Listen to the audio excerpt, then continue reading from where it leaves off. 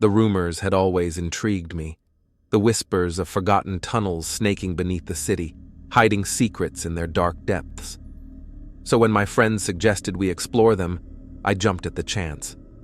Little did I know the horrors that awaited us below would terrify me for the rest of my life. Oh my God, the place looks normal. What's so special about this place? I snickered, feeling cocky about the entire ordeal. It has been said to be the main gossip of town recently. People who go inside the tunnels never return, Sarah exclaimed. Armed with flashlights and fueled by adrenaline, we descended into the mouth of the tunnels. The air grew heavy and damp, and the echo of our footsteps reverberated off the walls like a haunting melody. The chills in my bones continued to turn into excitement as we continued further down. "This is insane!" Sarah said, her voice tinged with excitement and nervousness. I chuckled, trying to mask my own unease. Come on, where's your sense of adventure? But as we ventured deeper into the labyrinthine passageways, the thrill of exploration gave way to a sense of foreboding. I no longer had an attitude. The words I uttered before had finally started to bite me in the back. Strange symbols etched into the walls seemed to watch us with unseen eyes, and unsettling noises echoed through the tunnels, like whispers carried on the wind. Maybe we should turn back, Alex suggested, his voice tight with apprehension. But curiosity drove us forward, deeper into the darkness. And then, just when I thought we couldn't go any further, we stumbled upon it. A hidden chamber bathed in an eerie glow. "Looks like we found the source of people's disappearance," Sarah uttered under her breath. My heart raced as we stepped inside, the air thick with the scent of ancient decay. The chamber was filled with ancient artifacts, strange statues and symbols that seemed to pulse with dark energy. Coming here was a mistake, but nobody was ready to admit to that. Beads of sweat trickled down my spine as I kept my cool in front of my friends, petrified about the horrible truth we might discover. "What is this place?" Sarah whispered, her voice barely audible over the pounding of my heart. But before anyone could respond, a voice echoed through the chamber, a low, guttural sound that made me shiver. I darted my eyes everywhere to look for where that sound came from. "Who dares to disturb our slumber?" It hissed, sending a chill down my spine. We turned, our flashlights illuminating a figure emerging from the shadows, a grotesque creature with twisted limbs and glowing eyes.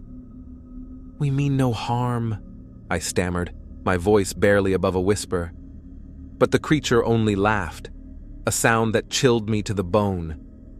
"You have trespassed into our realm," it said, its voice dripping with malice. "And now you must pay the price." With a surge of terror, I realized the truth. We had stumbled upon a place of pure evil, where dark forces lurked in the shadows, waiting to consume us. As the creature advanced, its eyes glowing with hunger, I knew that our only chance of survival was to fight. With a scream, we launched ourselves at the creature, our weapons clashing in the darkness. But as the battle raged on, I couldn't shake the feeling that we were hopelessly outmatched, that the darkness itself was closing in around us, ready to swallow us whole. And as the echoes of our struggle faded into the abyss, I knew that our fate was sealed, that we would become just another legend of the subterranean tunnels, lost to the darkness forever. Story 2. The moon hung low in the sky, casting an eerie glow over the abandoned asylum as I approached its decrepit gates with a group of urban explorers. Our footsteps echoed ominously against the cracked pavement, the only sound in the silent night. "Are you sure about this, Jake?" Emily whispered, her voice trembling with apprehension. The rest of us were just as petrified but attempted not to show it. Jake, the leader of our group, flashed her a confident grin. Of course, Em. This place is supposed to be haunted. It's perfect for our next adventure. He was always the more cocky one, believing that he could do anything and defy anyone. With a nervous glance exchanged between us, we pushed open the rusted gates and stepped into the asylum grounds. The air was thick with the scent of decay, and the shadows seemed to dance with a life of their own. As we ventured deeper into the asylum, the oppressive atmosphere weighed heavily upon us. Strange noises echoed from the darkness, whispers that seemed to come from nowhere, and the creaking of unseen doors. Some spoke obscenities such as, "You're dead." and Say your last words. but we pressed on, fueled by a mixture of curiosity and adrenaline. I don't like this, Jake. Emily murmured, her voice barely above a whisper. I feel like we're being watched. Jake chuckled nervously. For once, this mission was getting to him too. Relax, Em. It's probably just your imagination playing tricks on you. We all knew it wasn't, but couldn't argue with Jake as he would turn into the devil instead. It was best that we stayed quiet. But as we continued our exploration, the strange phenomena only intensified. Cold spots materialized out of nowhere, sending shivers down our spines, and fleeting apparitions darted just out of sight, leaving us questioning our sanity. We couldn't ignore the whispers anymore either. They echoed through the walls and through our minds, making us go through insanity. This place gives me the creeps. Muttered Ben, another member of our group. His usually stoic demeanor was replaced by a look of unease as he glanced around the shadowy corridors. This surprised me a lot because Ben never took our mission seriously. Yet here he was, sweating profoundly with his eyes darting to every corner of the asylum. Suddenly, a blood-curdling scream pierced the silence, causing us to freeze in terror. It echoed through the halls, chilling us to the bone. What was that? Emily whispered, her eyes wide with fear. Jake shook his head, his own heart pounding in his chest. I don't know, but we need to find out. We followed the sound of the scream, our footsteps echoing loudly in the empty corridors. As we turned a corner, we stumbled upon a hidden doorway hidden behind a pile of debris. Wait, guys. I don't think this is a good idea. I spoke up, my gut feeling telling me to leave this place immediately. Stop being a scaredy cat. Jake hissed. We'll be completely fine. With trepidation and heavy hearts, we pushed open the door and descended into the darkness below. The basement was pitch black, save for the faint glow of our flashlights. The air was heavy with the stench of decay, and the sound of dripping water echoed ominously in the silence. You could smell the bodies rotting as the maggots ate the remains left behind. Ben even started puking, the pressure getting to him. I immediately catched Ben in my arms to make sure that he wouldn't be left behind in case he passed out. As we ventured deeper into the basement, we came upon a series of cells lining the walls, each one more decrepit than the last.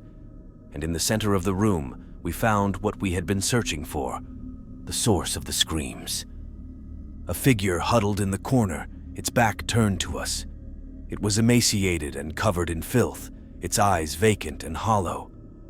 As if on cue, we gave Jake a knowing look, letting him know we were not going to be near that thing. He was the one that dragged us into this, right? Hello? Jake called out, his voice quavering with uncertainty.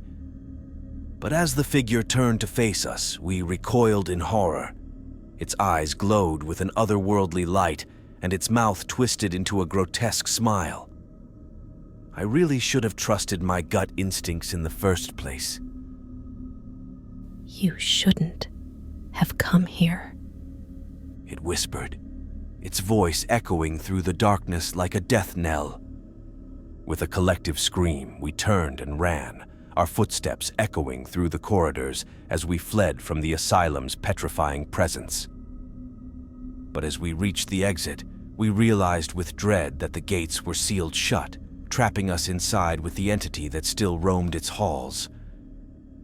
The figure reached us in a matter of seconds, and we were engulfed in a darkness we couldn't escape. Now in the afterlife, I tell this tale to warn you, never, and I mean never, explore the urban and abandoned buildings no one is allowed entry to. They are abandoned for a reason. Story 3.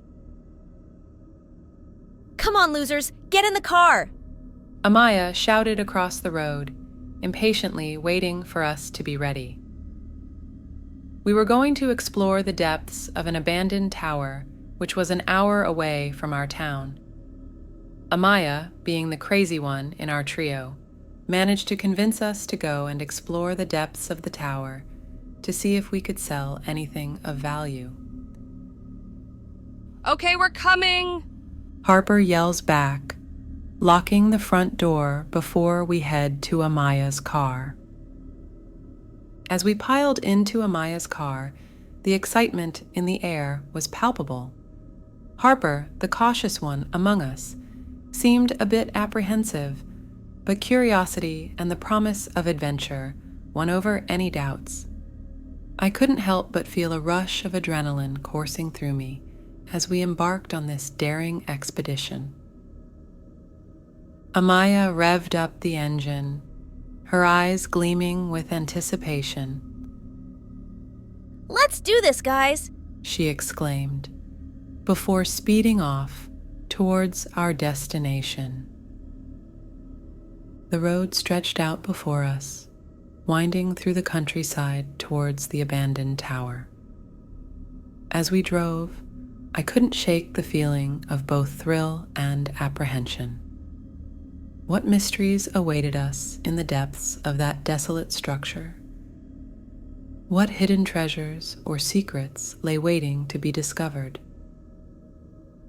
Lost in my thoughts, I barely noticed the time passing until we finally arrived at our destination.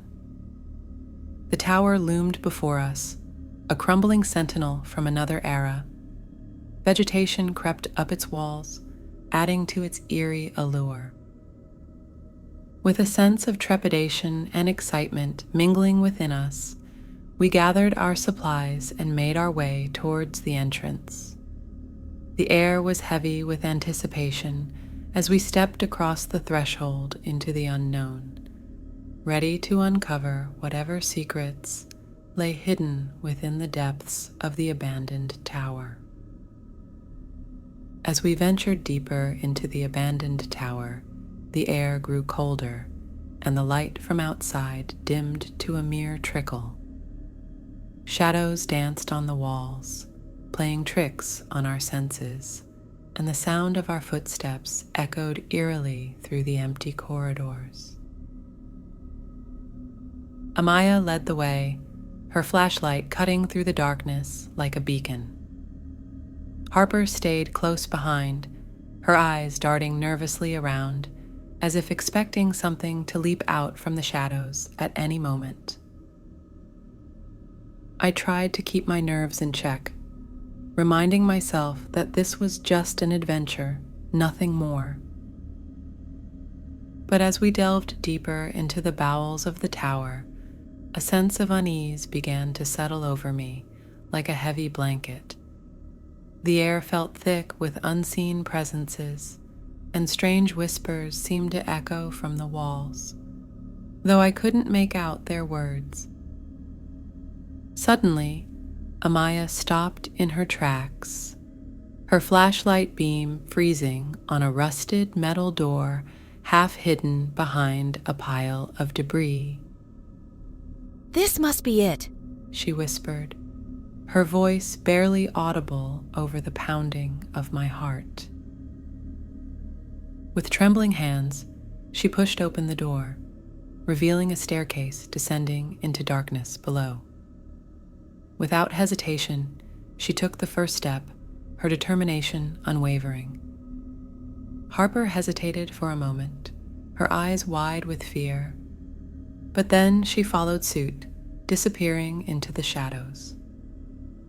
I hesitated for a moment, the hairs on the back of my neck standing on end. But curiosity got the better of me, and I too descended into the unknown.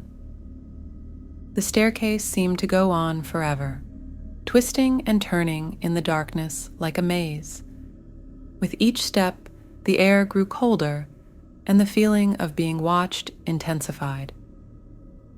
Finally, we reached the bottom, emerging into a vast chamber shrouded in darkness. My heart pounded in my chest as I strained my eyes to see what lay ahead. And then, in the distance, I saw it, a faint glimmer of light, like a candle flickering in the wind. Without a word, we followed the light, drawn towards it like moths to a flame. But as we drew closer, the light revealed something that made my blood run cold. A figure, hunched over something on the ground, its back turned to us. With a sinking feeling in the pit of my stomach, I realized that we were not alone in the depths of the abandoned tower. Hello there. The lurking figure sneered. You're not getting away scot-free. No one does.